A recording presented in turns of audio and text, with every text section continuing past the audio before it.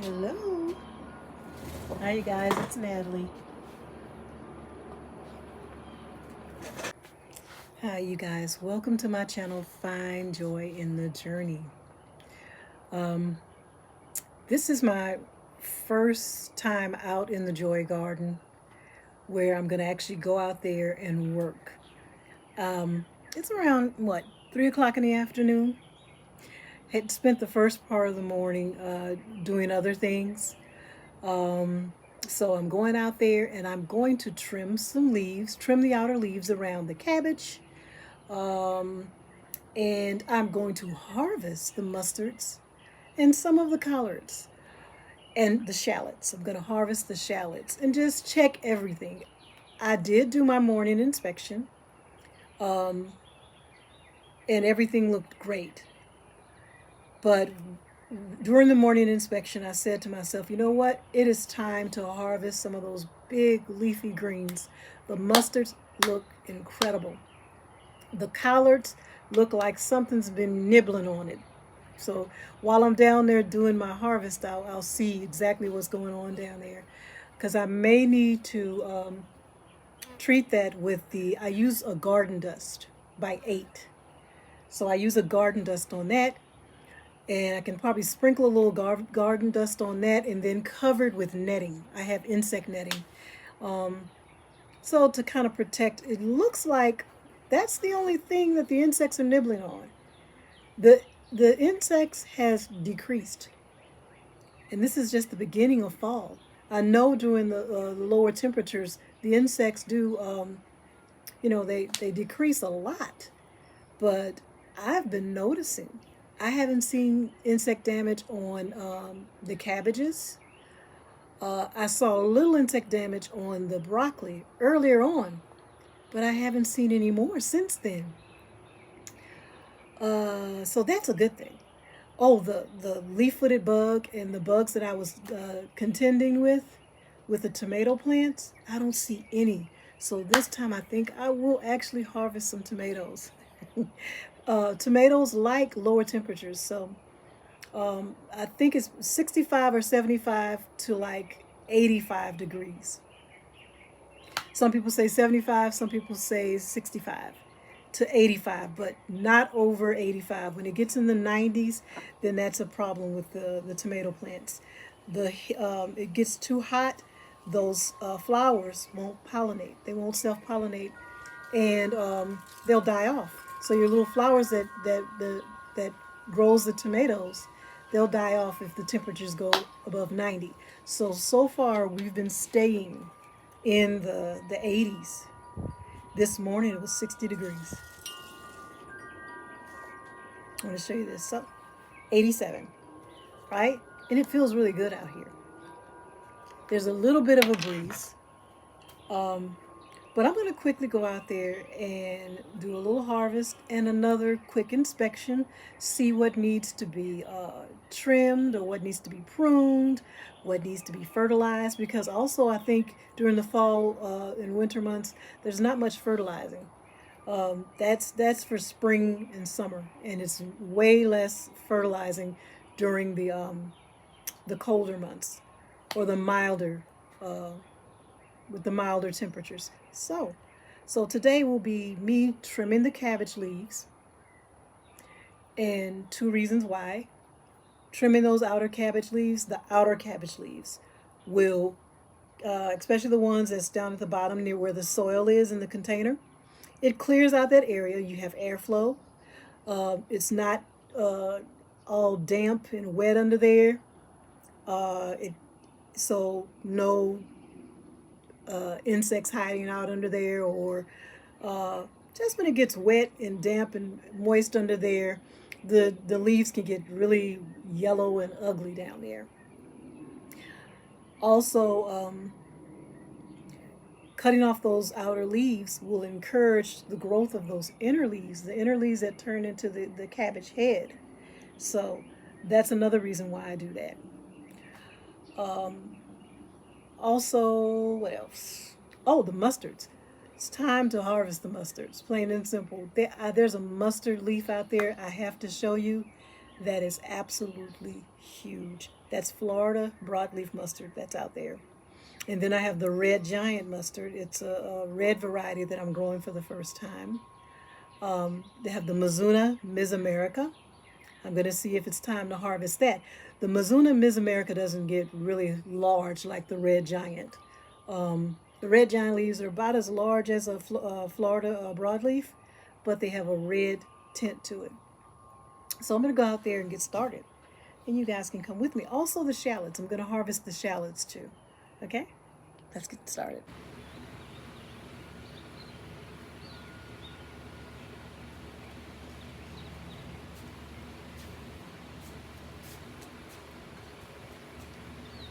Okay, I'm going to get started. I think I have the snips out here with me.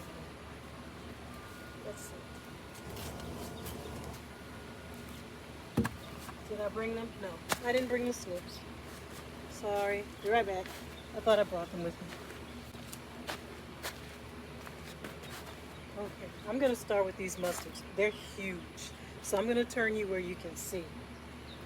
I'm kind of scared. There's a couple of wasps over there. So they're kind of making me a little nervous. But let me see if I can turn you where you can see better.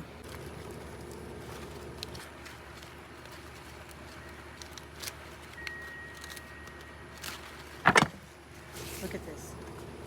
Uh-oh. Do you see that? Okay, the camera kind of failed, so I'm going to readjust it, okay? One sec. Okay, I think I got it straight now.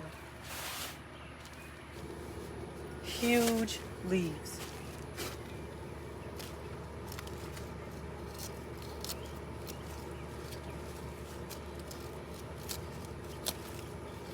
Look at this. Do you see the size of that leaf? These are mustards. Florida broadleaf mustards. And look, it was able to grow this large. And as you can see, there's barely any insect damage on it. That speaks volumes.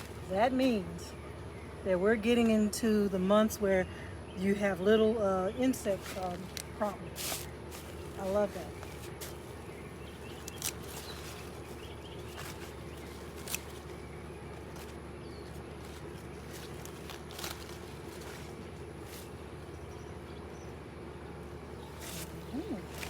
Nice, nice, nice. I always forget to get my little trash can. Hold up.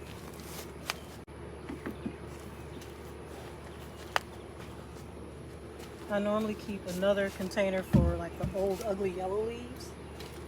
And then I have one for the ones I'm actually going to cook and eat or store. Most likely this time around I will be storing the mustards.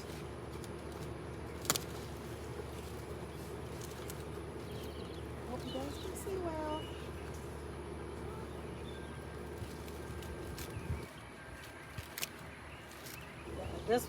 This will be going to the compost bin.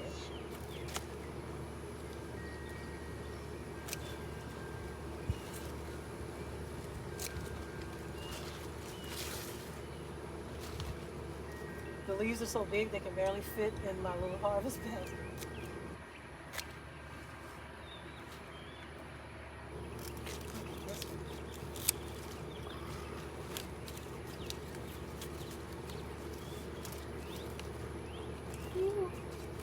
I'll tell you what, I won't be. It's 87, but it's pretty warm, so I'm not gonna be. I try not to stay out here too long.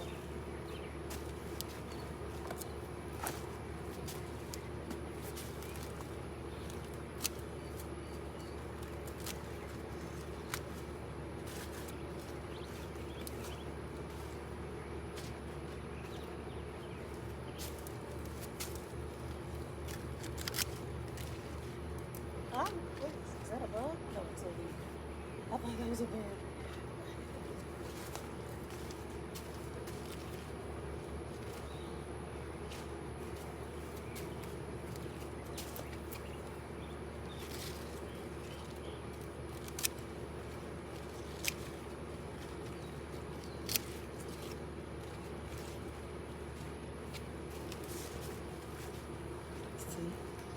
Nice. This is the rewarding part. You get to harvest this big mustard. It makes all the hard work and fertilizing and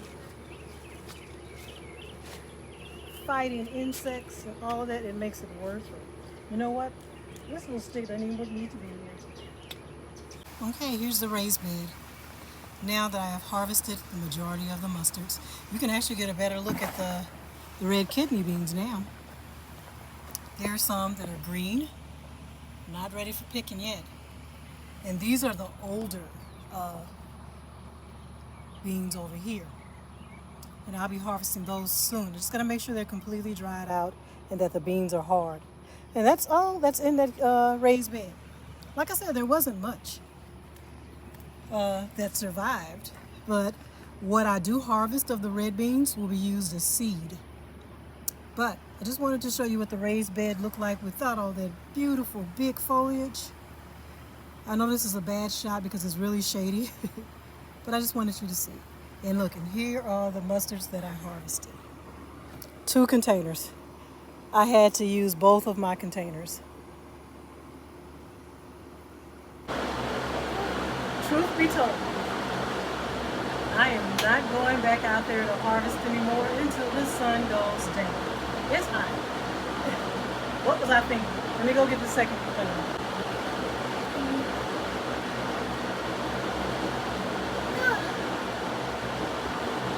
Look, I'm under the patio where the fan is. Let me just sit down and rest and talk to you for a second. So yes, I will go out there and do more harvesting. I will harvest more of the mustards and the cabbage leaves. The outer cabbage leaves, you can eat those. So it's not just a trim. It's a harvest also, because you can cut those, chop those up, and you can eat those also. They're a little bit tougher, so you may have to cook them longer, but you're good to go. You just have to let them simmer longer than, you know, your average cabbage. Because the softer cabbage, like the head of the cabbage, it gets tender pretty quick, and you don't want to cook it to mush. But those outer leaves are going to be a lot tougher, so you do need to cook them a little longer, almost like a collard green or something like that. So, like I said, I'm gonna wait. I don't know what I was thinking. It's too hot to harvest. There's not even cloud coverage. So I'm gonna wait, and I'll record it for you. But just to let you know, everything is growing so well. I'm very pleased with how things are growing in my garden right now. As far as succession planting, like I have these vegetables and leafy greens out here, brassicas out here now. And matter of fact, before I sign off, I'll let you see that I have some crowns of broccoli growing. The Destiny, not so much, but the Green Magic already crowned. You have little crowns of broccoli, so I'll show you that before I sign off. But I'm just considering, what am I going to, I guess, plant more cabbage or whatever. What do I plant after this? Or just take the winter off. After I'm done harvesting all of this, I might just give it a rest and just watch the garlic and the potatoes grow. Hopefully my corn, it won't get too cold. A cold front is coming pretty soon.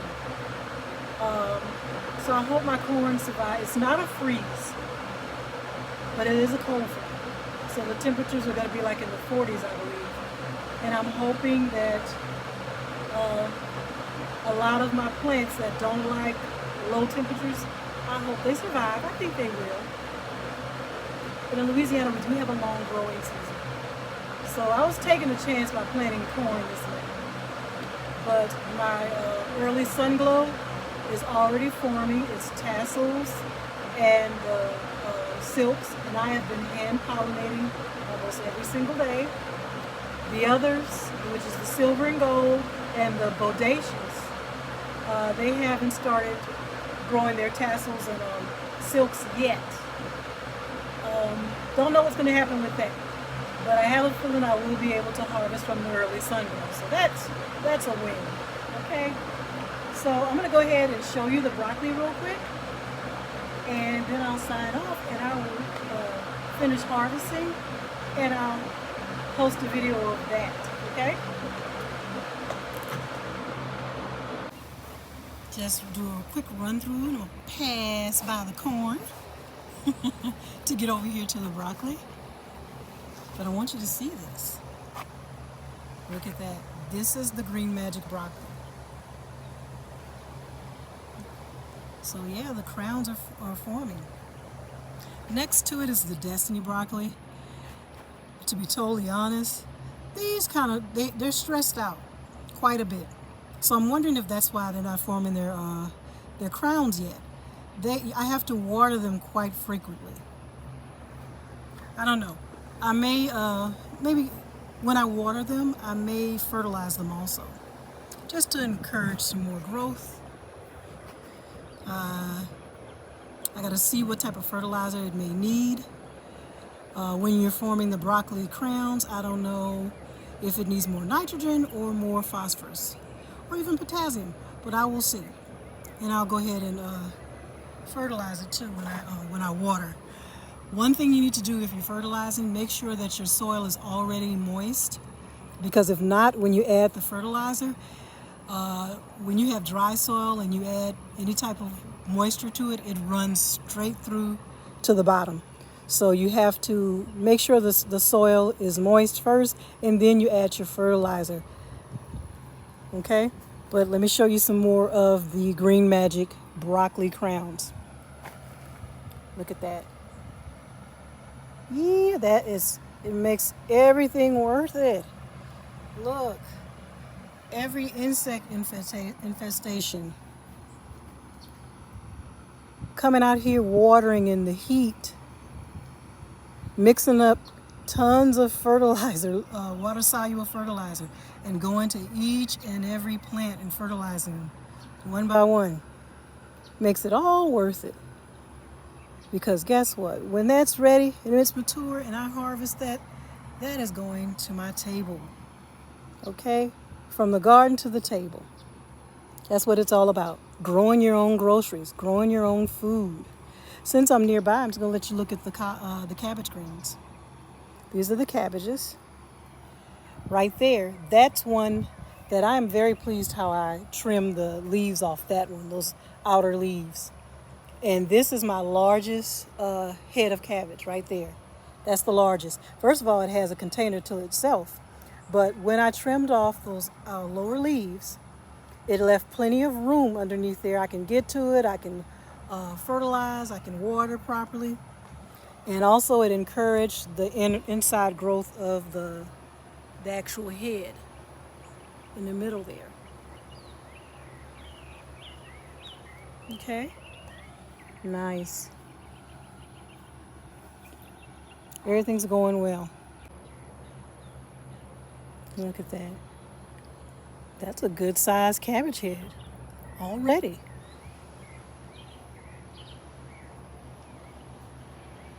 Pretty good. Okay, you guys. So I've done all the trimming and harvesting. So I might do a quick video of me washing everything up and chopping it up and ready to store it.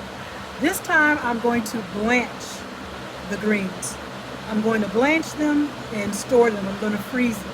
I don't need this much mustards and cabbages until the holidays. So for Thanksgiving, if I can blanch them and freeze them until like Thanksgiving, and maybe even on Christmas, because you can freeze it for a couple of months.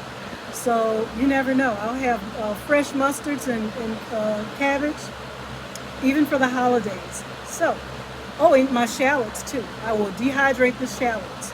So you've seen me dehydrate green onion. You've seen me dehydrate the celery, even onions.